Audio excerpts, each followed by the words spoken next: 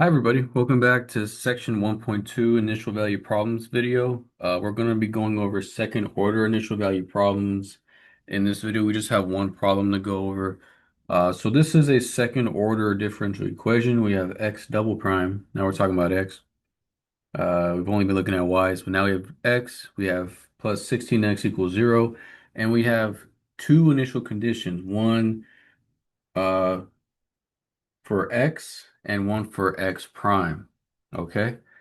So, the way that these differential equations and initial value problems work is that, with second order initial value problem, to solve that, you would need two initial conditions. Okay, so here we have two initial conditions, one for x and one for x prime.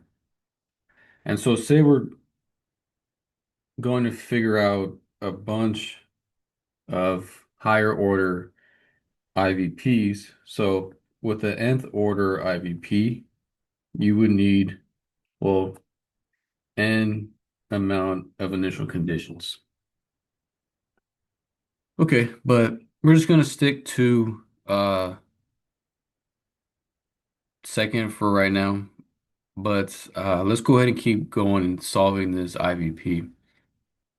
So we haven't really learned about how to get a solution to this one. So if you can just trust me for now. Okay, so trust me that the solution is this. X of t equals C1 cosine of 4t plus C2 sine of 4t. Okay, if you could trust me for now, just so we could go through this problem, that is the solution. Okay. Uh, we want to figure out what C1 and C2 are.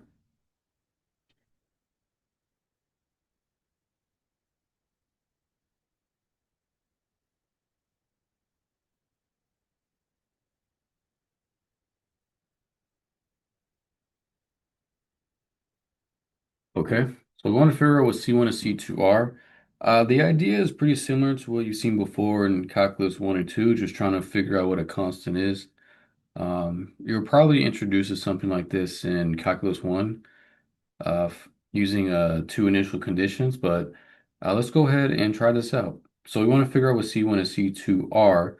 So what we're going to do first is use the initial condition x pi over 2 equals -2. We're going to use this for the original equation and figure out what one of these C1s or C2s could be. So we're going to use the regular one, not the derivative. So let's plug that in.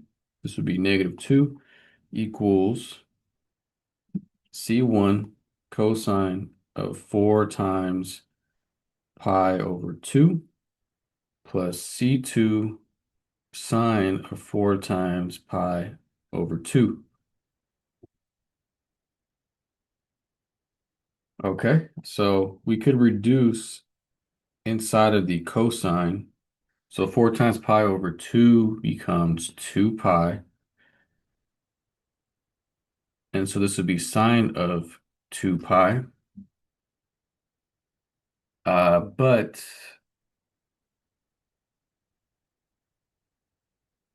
cosine of 2 pi is going to be, excuse me, is going to be, or let me write it like this.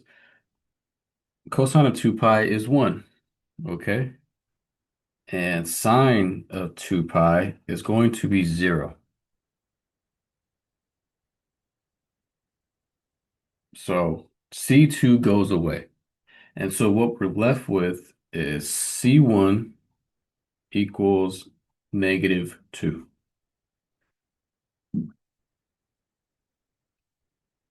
And so what we'll do is take the C1 and plug it back into the solution.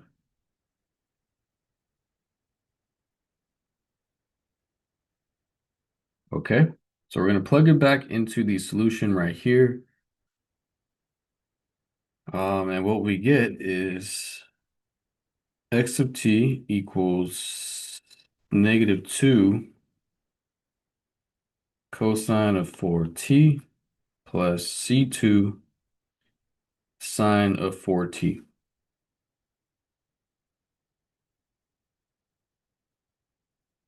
Okay, so we still need to figure out what C2 is. I have one more initial condition here, x prime of pi over 2 equals 1. So in order to use that, I need to take a derivative because the initial condition only works for the derivative of x. So I need to take a derivative of this function. So here we go. Let's take a derivative.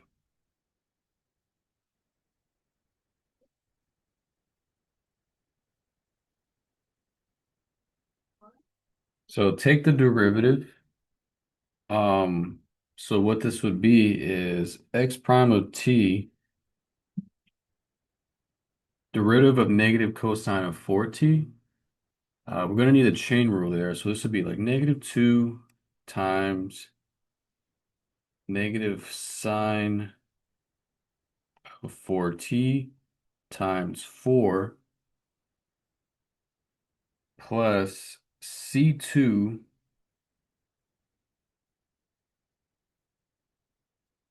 cosine of 4t times 4. So here we're going to need the chain rule twice, or times 2 for both of those components.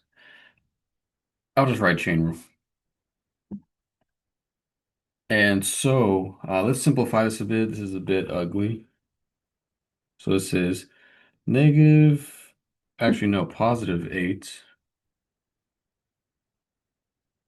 sine of 4t plus 4 c2 cosine of 4t.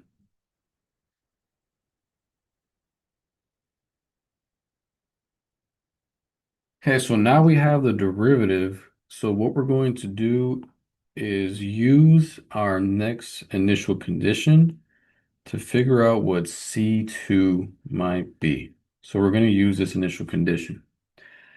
So this would be 1 equals 8 sine of 4 times pi over 2 plus 4 C2 cosine of 4 times pi over 2. And so this becomes 1 equals 8 sine of 2 pi plus 4 C2 cosine of 2 pi. And so we already know sine of 2 pi is 0 and cosine of 2 pi is just 1. And so what we're left with is 1 equals 4c2, divide 4 to both sides, and we get 1/4.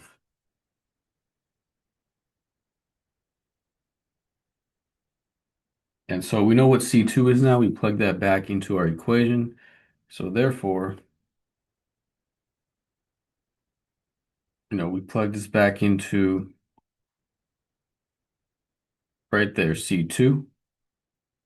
So therefore, x equals -2 cosine of 4t plus 1/4 sine of 4t is a solution to the initial value problem.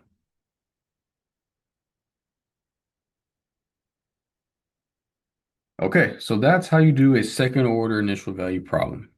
Okay, so hopefully that helps. That's it for section 1.2. A brief section, just a couple examples to drive home the point. But that's it, and I'll see you guys in the next video. All right, take care.